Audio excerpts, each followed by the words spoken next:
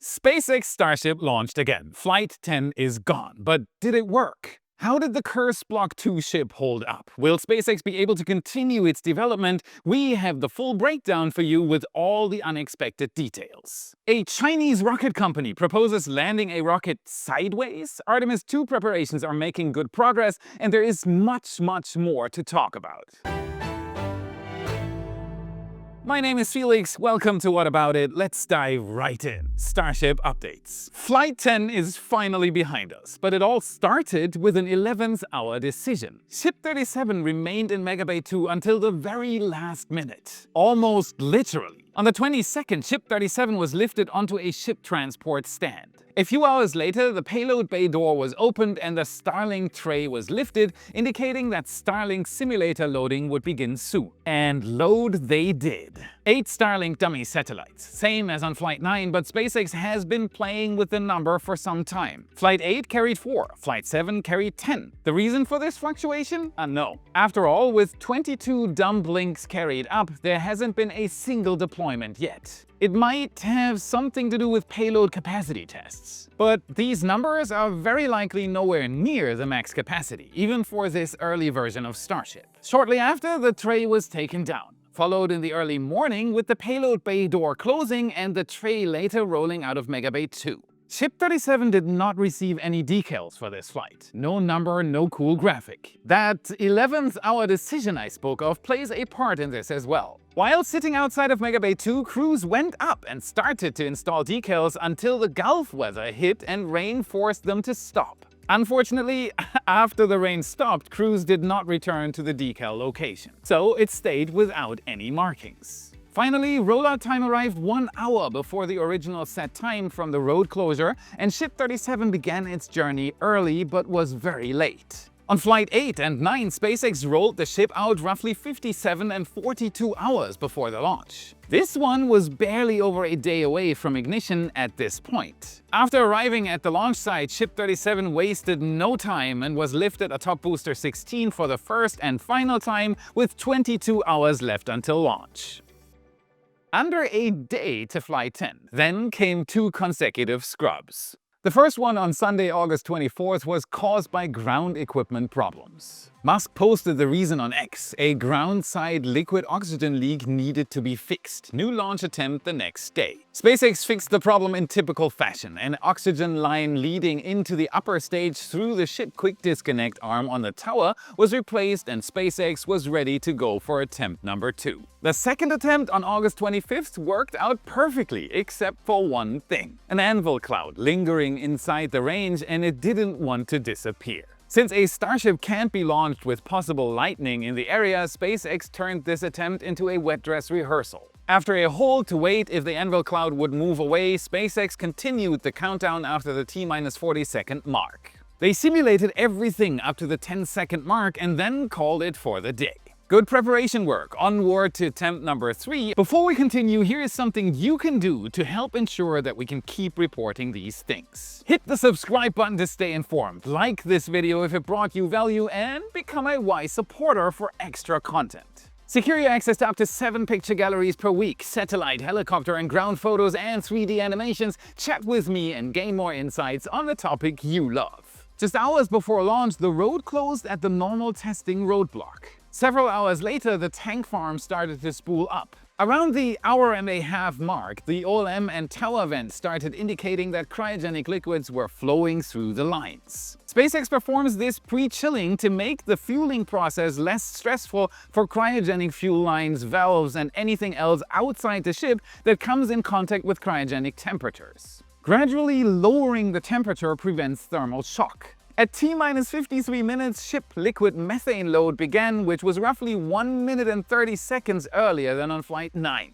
It was followed 8 minutes later by liquid oxygen load. At T-41 minutes and 37 seconds, booster liquid methane load began, followed by liquid oxygen a few minutes later. The frosting on the launch cake. If you've not seen this phase live, you've missed something. Anticipation was through the roof on our stream. The engine chill pipes got frosty and SpaceX confirmed 39 Raptor engines were undergoing Raptor chill. With under 20 minutes to go, we were on the edge of our seats, very likely in the same way as thousands of SpaceX employees staring at screens and crossing fingers. 2 minutes and 50 seconds before liftoff, the tower and OLM vent returned, indicating prop load was complete for both ship and now the booster as well. Starship was now fully loaded with more than 4,500 metric tons of propellant. Giving you a sense of how large this rocket is if you've never seen one in person is hard, but I always try. For this moment on the pad, imagine a parking lot filled with 230 full-size semi-tanker trucks. That is roughly how much fuel is inside the Starship full stack just before liftoff. And now comes the real shocker. How many do you think would be needed to fuel a Falcon 9 if SpaceX used the same trucks? Just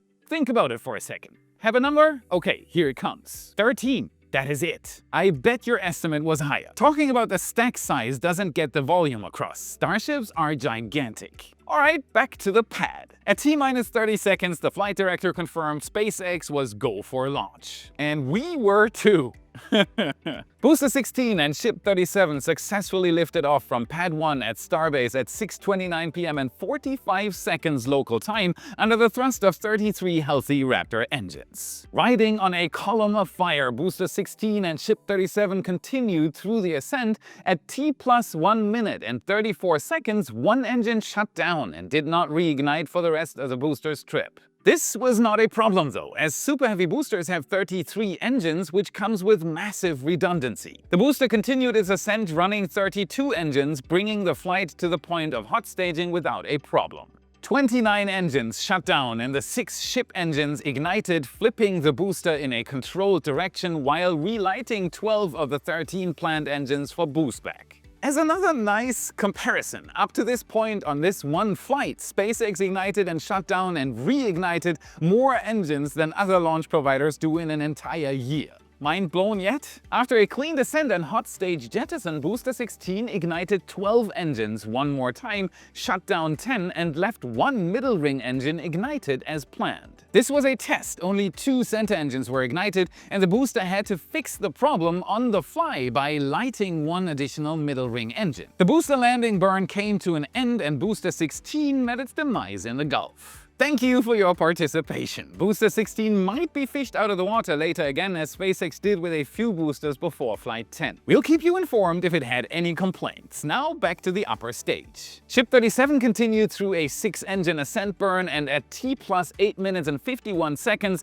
the vacuum Raptors shut down, followed by the center sea-level engines in short succession. Made it this far, now for the Starlink dummy satellites. Just 10 minutes after the ship engine cut off, the payload bay door opened, signaling that the payload deployment process had begun. 1, 2, 3, 4, 5, 6, 7, and 8. Don't get confused, those aren't Starlinks. These are Starlink mass simulators to test the mechanism in the payload bay. SpaceX calls them dumplings. After this performance of Ship 37, it is unlikely but not impossible that Ship 38 will have real Starlinks. Starship's payload capabilities are one of its most exciting features. Currently, a Falcon 9 rocket can carry around 23 Starlink satellites to space in one mission. With Starship, that increases to over 54. What's way more important is the added data throughput capacity per launch. That's what you actually use as a customer. On Falcon 9 and V2 mini satellites, it is roughly 3 terabits per second. Now here comes the critical number. On a single Starship launch with its 54 Starlink V3 satellites, it will be 60 terabits per launch added to the constellation. That makes a huge difference. The deployment process did not go fully without problems. At T+19 minutes and 57 seconds during the deployment of the second satellite, you can see that there is some momentum transferred from the dispenser to the deployed satellite. It slightly bumps the payload door opening. This, of course, is not a good thing and will need to be improved down the line. But that's exactly the reason why they finally tested the system in space for the first time. It will likely be a rather easy fix to come on a future test, hopefully on Flight 11. It was stunning to see the PEZ dispenser work nonetheless. Seeing this system in action for the first time was nothing short of inspiring. After a 7-minute deploy process, the payload door was shut and Ship 37 oriented itself for its Raptor relight demonstration. The cruise phase had begun. Please work, please work, please work. And ignition, what an incredible sight. With 10 minutes until re-entry, Ship 37 quickly oriented itself in a position to stress the aft flaps during descent. And at T plus almost exactly 40 minutes, the only significant problem occurred. If we go frame by frame, you can see an explosive event in the engine bay. It originates from the lower right corner and ignites the vented fuel inside the engine bay. A bright flash and we're left with a visibly destroyed engine skirt. Let's go back to the very first frame of this happening. There, this explosion originated from one of the venting nozzles on the lower edge of the skirt. The nozzle very likely exploded, igniting the vented fuel in the process, leading to a very brief combustion. And this does not seem to have negatively affected the rest of the flight. Starships are tough, and SpaceX has more valuable test data to analyze and fix the design. It is about to get really hot, even hotter than usual. You probably remember the Ship 36 incident during testing at Massey's. Media reactions varied widely depending on where you look. Some call it a minor mishap with no hazards, while others labeled it a catastrophe harming biodiversity. For example, one outlet headlined, "Another Musk space rocket blow up," claiming Musk fails upward. Meanwhile, another said, "SpaceX Starship explodes in Texas, Musk responds, just a scratch." Go to ground.news/y for the full story. Especially when it comes to Elon Musk and SpaceX, I can't think of a better platform to help me make sense of it all than Ground News. My partners built the only app and website that shows how the world's media covers the same event for a more comprehensive understanding of any issue. Ground News was actually founded by a former NASA engineer. And the best part, they are not some new tool to learn. Ground News is a smarter, better version of how you are already staying informed. They're ad-free, subscriber-funded, and built for informed discussion. Perfectly in line with our mission at Y.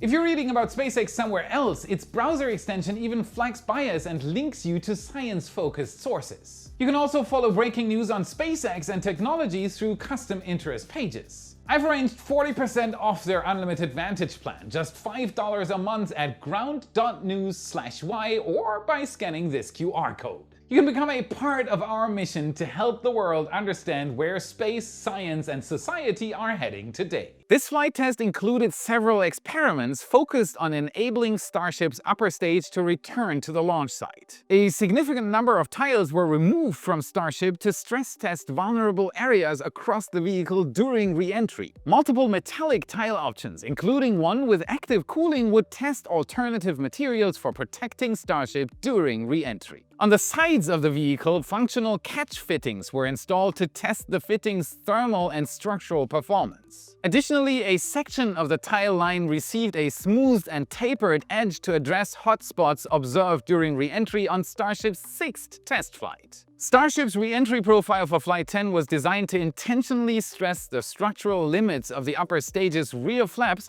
while at the point of maximum entry dynamic pressure. Possibly for this reason, Ship 37 featured a heat tile assembly on the leeward side of each flap. Plasma started to build up, meaning we were just one step closer to being safe in the Indian Ocean. The verdict? This heat shield just isn't there yet. SpaceX and Musk have said it several times. They are searching for solutions.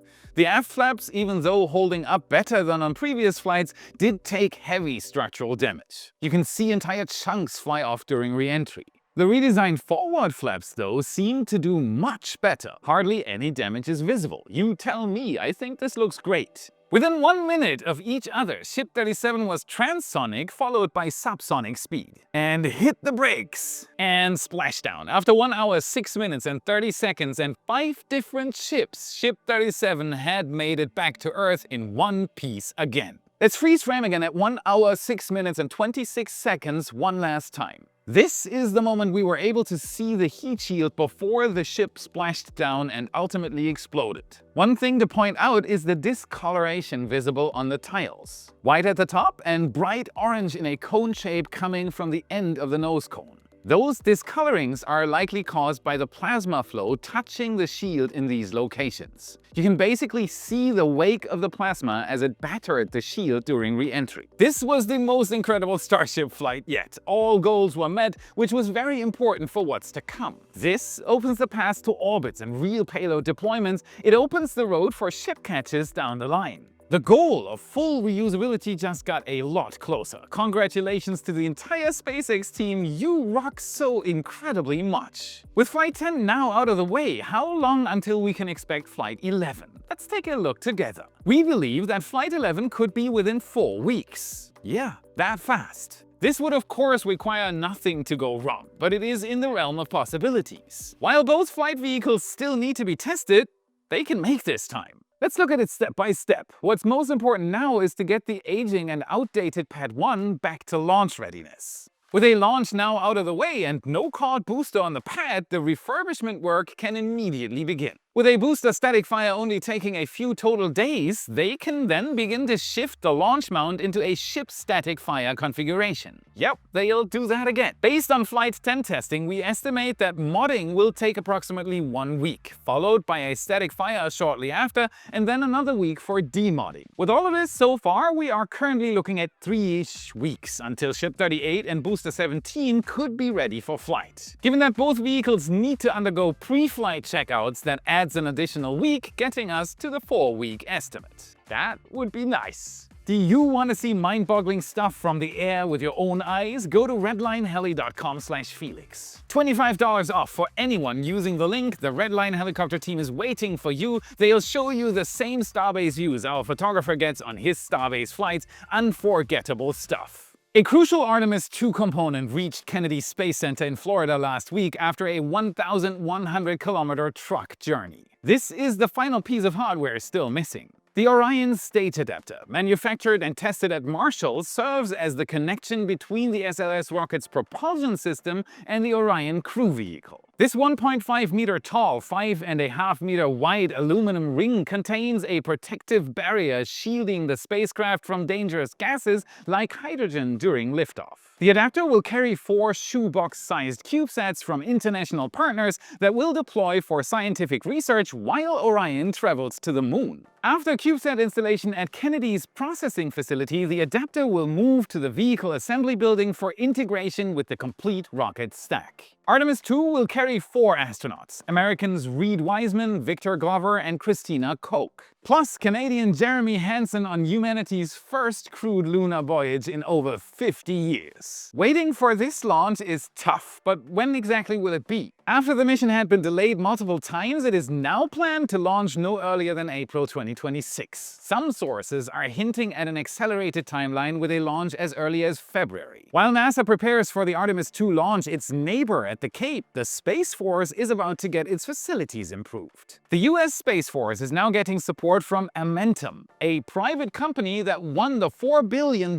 Space Force range contract. $4 billion, and people complain about SpaceX receiving 2 for HLS. Amentum will provide comprehensive services. These include systems engineering, cybersecurity, integration, logistics, sustainment, operations, and program management solutions. Work will take place at Patrick Space Force Base, Cape Canaveral Space Force Station, Vandenberg Space Force Base, and several other locations. As said, this is a big contract. Amentum's mission is to modernize the Launch and Test Range System, or LTRS, to enable a high-cadence, multi-user spaceport model for national security, space exploration, and commercial launch operations. This includes developing the spaceport concept of operations, enhancing range resilience, and driving digital transformation. In short, they are catapulting the Space Force into the modern age of fast-paced spaceflight. Amentum is also in charge of recruiting specialized technical talent, such as machinists, radar specialists, data scientists, and engineers. This is a huge contract. NASA's Hubble Space Telescope has captured dramatic before and after pictures of a stellar explosion. Hubble just doesn't quit. This is a rare event to witness,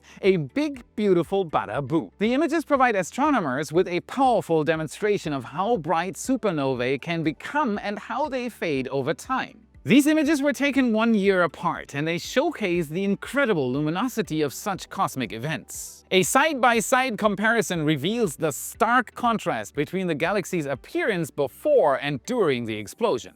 It highlights just how dramatically a single star's death can illuminate an entire galactic region. You do not want to be close to this. No worries though, this supernova explosion, designated as Ascent 2018 GV, is located in the spiral galaxy NGC 2525. It is approximately 70 million light-years away from Earth. An amateur astronomer named Koichi Itagaki first detected it in early 2018. He shared his findings with astronomers. His keen eye ultimately led astronomers to utilize Hubble to observe this very special supernova. Ascent 2018 GV is classified as a Type 1a supernova. That makes it a very rare type of stellar explosion. Such supernovae are particularly valuable to astronomers because they are known as standard candles. Standard what? They always have the same peak brightness, something to compare. This can be used to calculate distances from Earth very precisely. Astronomers use this type of supernova to help study the rate of the universe's expansion and how it's changed over time. Remember the first time you saw a rocket land? I certainly do, and for me, it never lost its magic. We've all gotten used to seeing Falcon 9's first stage land vertically, and they've now done it close to 500 times. But is there another way to do this? China's private aerospace startup Beijing Nayuta Space Technology has turned heads with its newly published animation showing a version of its Blackbird R rocket's booster stage landing horizontally. Yeah, that's not a mistake. While earlier renders of the rocket showed SpaceX-style grid fins, the show version has aerodynamic surfaces that look more like traditional wing-like fins found on airplanes. Nayuta explains that this is part of its falling leaf technology. Instead of using rocket fuel to slow down for landing, their rockets use special aerodynamics, like a falling leaf, to glide down safely. The company claims that this method saves enough propellant to offer 20% more payload capacity. So is this a breakthrough or simply not a good idea? Even without knowing all the details on this idea, some downsides to this system are already quite evident. First of all, this landing method requires extra engines, including pipes, pumps, and propellant tanks. These add weight that in turn decreases payload capacity. It remains to be seen if they can really save enough propellant overall to make this method feasible. The rocket would also need additional internal structure to make it rigid enough for a horizontal landing. These are not needed when you land in the same orientation as you launched. Any additional structure will again add more weight. Before SpaceX proved that vertical landings are controllable, a horizontal landing might have been thought to be the easier approach. But this might be misleading. Yes, vertical landings require quick adjustments that need to be controlled by fast computers and software. But it is this instability of this broomstick balancing act that allows for small adjustments to be enough to control the rocket's stage. Its momentum arm is very short, unlike a horizontal landing where the rocket has a much longer momentum arm. To understand this concept, think of the momentum arm as a lever. The vertically landing rocket has a short lever, meaning it has less, leverage. This in turn means that any action by the rocket can be countered with a relatively small force. The horizontal landing rocket, on the other hand, has a very long lever. This results in a much bigger energy requirement for any directional change. Knowing all this, it is uncertain if we'll ever see this landing concept turn from a 3D render into reality. After all, it is easy to make a render. You never know what the future may hold, but you can be sure that if this rocket is launched and attempts such a landing, we'll make sure you hear about it here at Why. That's it for today. Smash that like button, subscribe for more. This is what fuels the algorithm, and this is how you can help us for free. Check out our epic shirts in your favorite Space Nerd store. Lots of designs by me and other spaceflight artists. Link is in the description and in the card you should see now. And if you want to learn more about how AI might be the first to put a footprint on Mars, watch this video next to continue your journey. Thank you very much for watching, and I'll see you again in the next episode. Illuminous 37 success boost. Let's look at it step by step. Step by stack. Yeah, nice.